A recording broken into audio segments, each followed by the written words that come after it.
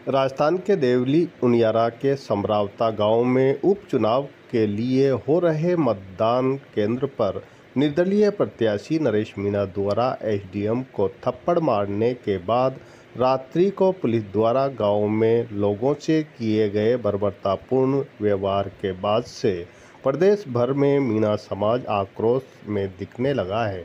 बारां में भी गुरुवार रात्रि को मीणा समाज के लोगों ने शहर के कोटा रोड स्वामी विवेकानंद चौराहे पर टायर जलाकर प्रदेश सरकार और प्रशासन के खिलाफ नारेबाजी करते हुए प्रदर्शन किया।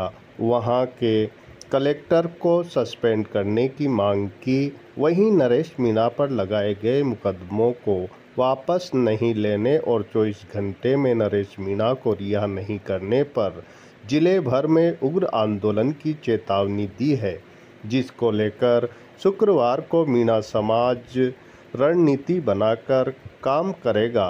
प्रदर्शन में शामिल मीणा समाज के जिला उपाध्यक्ष रमेश मीणा ने बताया कि समरावता गांव में पुलिस व प्रशासन ने लोगों पर बर्बरता की। नरेश मीणा पर जो मुकदमे लगाए हैं वह नहीं लगने चाहिए और नरेश मीणा को रिहा करना चाहिए, अन्यथा समाज उग्र आंदोलन करेगा। वहीं समाज के पृथ्वीराज मीणा ने बताया कि शुक्रवार को शहर के पब्लिक पार्क में समाज की बैठक आयोजित कर आंदोलन की रणनीति तय की जाएगी। उन्होंने कहा, मीणा समाज ही नहीं, कोई भी समाज ऐसी बर्बरता को बर्दाश्त नहीं कर सकता। उन्होंने आंदोलन में सर्व समाज को भी साथ लेने की बात कही है। हम प्रशासन को चेताना चाहते हैं और राज्य सरकार को चेताना चाहते हैं, अगर नरेश मीणा को 24 घंटे के अंदर रिहा नहीं किया गया तो बारां की धरती पर सर्व समाज को साथ लेकर उग्र आंदोलन किया जाएगा। अन्य समाज, कोई भी समाज इस प्रकार की घटनाओं को बर्दाश्त नहीं कर सकता है। खाना खाकर जो लाठियां बरसाई गई है, आज तक इतिहास में कहीं हुआ है किसी पुलिस वालों ने किसी आम जनता की गाड़ी चलाई हो? जो वहाँ देखने को मिला है ये बहुत ही निंदनीय घटना है, इसको किसी प्रकार भी सहन नहीं किया जाएगा। अगर समय रहते हुए जो उनियारा के अंदर समरावता गांव है, वहां पर शांतिपूर्ण तरीके से जो जनता एक अपनी मांग कर रही थी कि हमें गलत जगह मतलब जोड़ दिया गया है उपखंड में, तो उस जगह पे शांतिपूर्ण तरीके से चुनाव होने के बाद मीटिंग चल रही थी, खाना खा रहे थे लोग।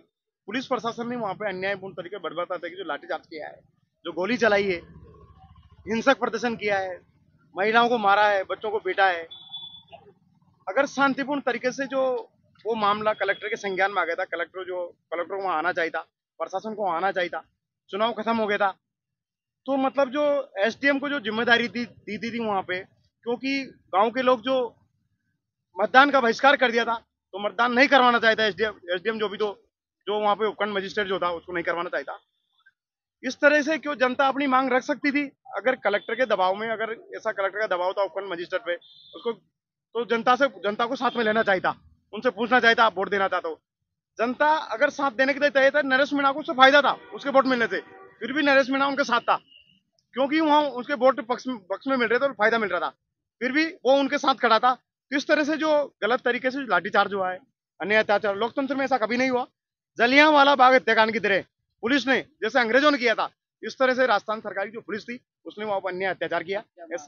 हमारी ये मांग है, नरेश मीणा को जो भी मुकदमे लगाए गए हैं, जो स्टेट को बंद किया जाए, कोई मुकदमे नहीं लगना चाहिए, शांतिपूर्ण तरीके से मीटिंग होना चाहिए, और एक इस तरह से इस कार्य जो लोगों के ऊपर जो अन्य अत्याचार हुआ है, उनको जो नुकसान हुआ है उसकी पूर्ति होना चाहिए, मुआवजा मिलना चाहिए सरकार की तरफ से, और आगे इस तरह के कार्यक्रम की कोई पुनरावृत्ति नहीं हो। और सरकार जनता के लिए होती है, ना कि जनता को मारने पीटने के लिए। तो जनता को सही तरीके से उनका सरकार का जो है गुड गवर्नेंस होना चाहिए और नरेश मीणा को रिहा किया जाना चाहिए।